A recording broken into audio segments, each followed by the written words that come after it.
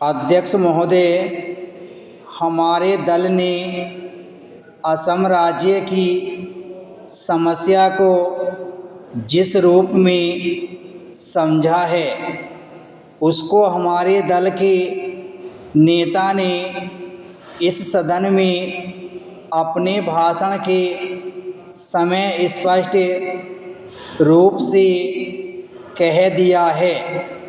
मैं फिर से उसी बात को दोहराना नहीं चाहता हूँ। मैं इस बात से पूरी तरह से सहमत हूँ कि यह समस्या एक गंभीर समस्या है और देश की एकता के लिए, देश की आर्थिक स्थिति के लिए यह एक कठिन समस्या बनी हुई है। कुछ दल इस समस्या को और भी बढ़ाना चाहते हैं, इसमें कोई शक नहीं है, लेकिन हमारा दल और हम लोग इस बात के खिलाफ हैं।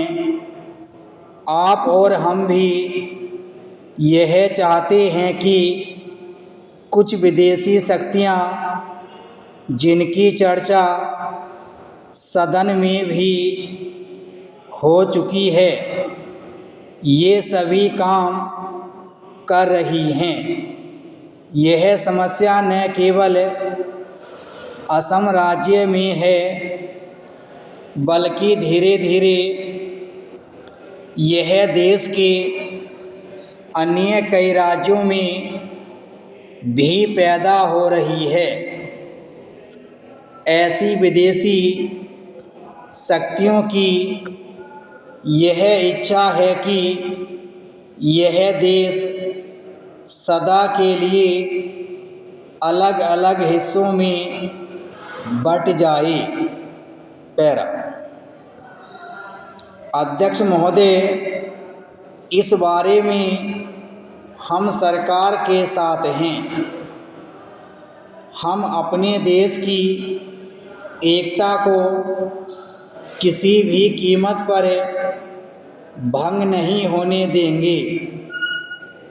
इस सब के बावजूद हमें यह ज़रूर सोचना चाहिए कि केंद्र सरकार ने ऐसे कौन से कदम उठाए हैं जिनसे असम राज्य की इस समस्या को सुलझाने में मदद मिली हो।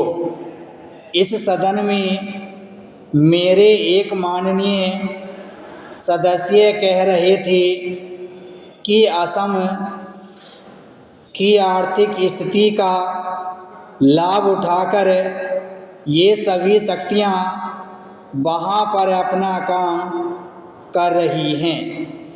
मैं भी इस बात से सहमत हूँ, लेकिन सरकार का भी तो कर्तव्य हो जाता है कि असम राज्य की आर्थिक स्थिति को जितनी जल्दी हो सके सुधारा जाए, ताकि विदेशी शक्तियाँ वहाँ की गरीब जनता से अनुचित लाभ न उठा सकें।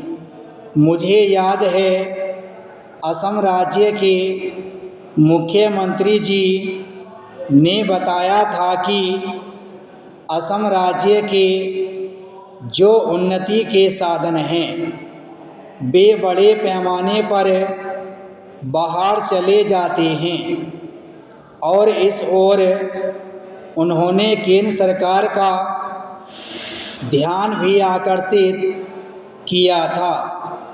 लेकिन उस समय केंद्र सरकार ने मुख्यमंत्री जी की इस बात की ओर विशेष ध्यान नहीं दिया।